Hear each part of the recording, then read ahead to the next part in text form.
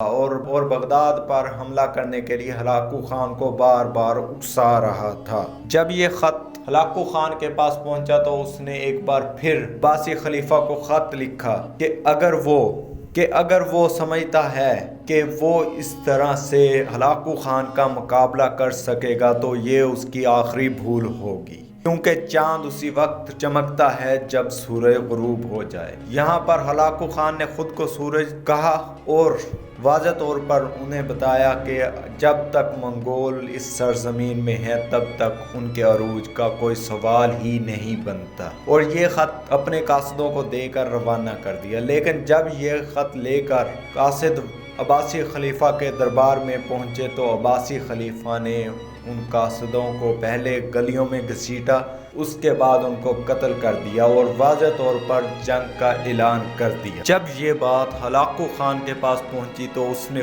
پورے طریقے سے اپنی تیاریاں شروع کر دی۔ دوسری طرف عباسی خلیفہ کو جب یہ بات پتہ چلی تو اس نے مشورے کے لیے شاہی نجومی کو بلایا کہ اگر ہلاکو خان بغداد پر حملہ کرتا ہے تو اس کے اثر و رسوخ کیا ہوں گے۔ نجومی چونکہ درباری تھا تو اس نے خلیفہ کو بتایا کہ اگر ہلاکو خان کی فوج یہاں حملہ کرتی ہے تو اس کی فوج تہس نہس ہو جائے گی، اس کی فوج کو زلزلے نگل جائیں گے اور دوبارہ سے کبھی مڑ کے اس طرف حملہ کرنے کا سوچیں گے بھی نہیں۔ جب یہ بات ہلاکو خان کو پتہ چلی کہ مستعصم باللہ کے نجومی نے یہ بات کی ہے تو اس نے اپنے شاہی نجومی کو بلایا اور اس سے پوچھا کہ کیا یہ بات سچ ہو سکتی ہے جیسے عباسی خلیفہ کے نجومی نے کہی ہے۔ اس پر شاید یہ اتفاق ہی تھا کہ ہلاکو خان کے نجومی نے کہا کہ جی ہاں بالکل یہ بات سچ ہو سکتی ہے۔ جب ہلاکو خان نے یہ بات سنی تو وہ آگ بگولا ہو گیا اور اس نے اسی وقت اپنے نجومی کو قتل کروا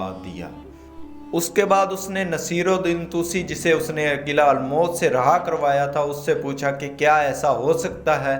تو نصیر الدین توسی نے جواب دیا کہ نہیں، اب مستعصم باللہ کی جگہ ہلاکو خان کا راج چلے گا۔ یہ بات سن کر ہلاکو خان خوش ہوا اور اس نے جنگ کی تیاریاں شروع کر دی۔ جب یہ بات عباسی خلیفہ کو پتہ چلی ہے کہ ہلاکو خان نے اپنے منگول لشکر کی تیاریاں شروع کر دی ہیں اور وہ جنگ کے لیے بھرپور تیار ہو چکا ہے تو عباسی خلیفہ ڈر گیا۔ اس نے بجائے فوج کو بھیجنے کے پیغامات بھیجنے شروع کر دیے کہ ہلاکو خان جتنا چاہے سونا لے سکتا ہے لیکن حملہ نہ کرے، جبکہ ہلاکو خان نے اسے پیغام دیا کہ اب پیغامات کا سلسلہ بند ہو جائے، اب وہ صرف عباسی خلیفہ کو ایک قیدی کی حیثیت سے دیکھنا چاہتا ہے۔ ہلاکو خان نومبر 1257 میں بغداد پر حملہ کرنے کے لیے ہمدان سے چلا۔ اس وقت اس کی فوج تقریباً 70,000 سے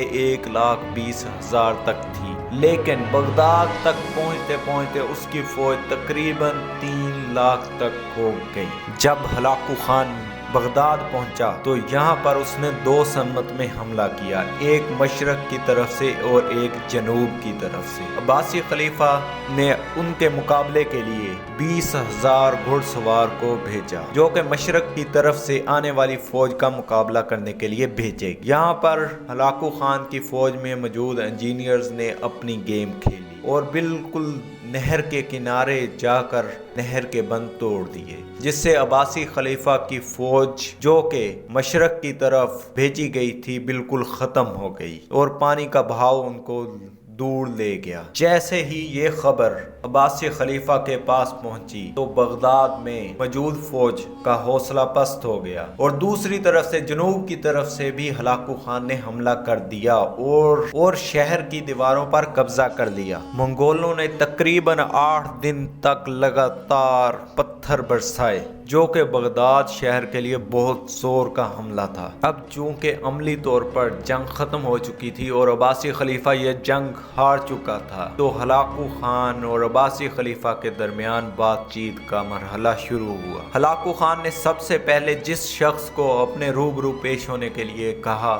وہ تھا وہ نجومی جس نے یہ پیش گوئی کی تھی کہ ہلاکو خان جنگ ہار جائے۔ جب وہ نجومی ہلاکو خان کے سامنے پیش ہوا تو ہلاکو خان نے اسے کہا کہ کیا تم نے پیش گوئی کی تھی کہ میں یہ جنگ ہار جاؤں گا، لیکن اگر میں یہ جنگ نہیں ہارتا تو تم قتل کر دیے جا سکتے ہو، تو تمہیں قتل کر دیا جائے تو یقیناً ایسا ہی ہوگا۔ اس کے بعد ہلاکو خان نے اس نجومی کا سر دھڑ سے الگ کر دیا۔ عباسی خلیفہ نے خود کو ہلاکو خان کے سامنے پیش کر دیا۔ ہلاکو خان نے عباسی خلیفہ کو کہا کہ اپنی فوج کو کہو کہ ہتھیار ڈال۔ جیسے ہی فوج نے ہتھیار ڈالے، ہلاکو خان نے ساری فوج کو شہر سے باہر لے گئے اور وہاں جا کر ایک ایک سپاہی کو قتل کر دیا گیا۔ اس کے بعد ہلاکو خان نے منگول فوج کو کھلم کھلا اجازت دے دی کہ جس کا چاہے ریپ کریں اور جس کو چاہے قتل کریں، ان کو پوری آزادی ہے۔ یہ دیکھتے ہوئے بغداد میں تقریباً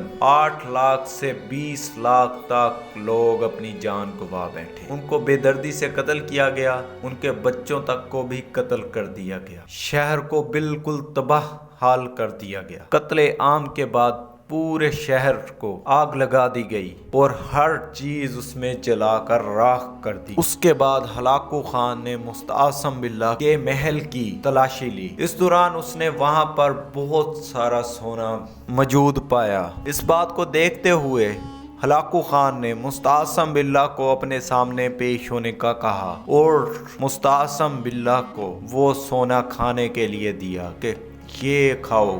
تم نے کیوں اس کو اپنے پاس چھپا کے رکھا جبکہ میں جنگ کی تیاریاں کر رہا تھا؟ تم نے کیوں اس سے آہنی تیر کیوں نہیں بنائے جبکہ تمہیں پتا تھا کہ اتنی بڑی آفت آ رہی ہے؟ یہ سب باتیں سننے کے بعد عباسی خلیفہ نے ہلاکو خان کو کہا کہ یہ سب اللہ کی مرضی۔ تو ہلاکو خان نے آگے سے غصے میں کہا کہ اب جو تمہارے ساتھ ہوگا وہ بھی خدا کی مرضی ہوگی، اور اسے قتل کر دیا گیا۔ اس کے بعد عباسی خلیفہ مستعصم باللہ کا وزیر جو کہ غدار تھا ہلاکو خان کے درباری بن گیا۔ یہاں تک تھی ہماری آج کی ایپیسوڈ۔ نیکسٹ ایپیسوڈ دیکھنے کے لیے ہمارے چینل کو سبسکرائب کریں، ویڈیو کو لائک کریں۔ Thanks for watching.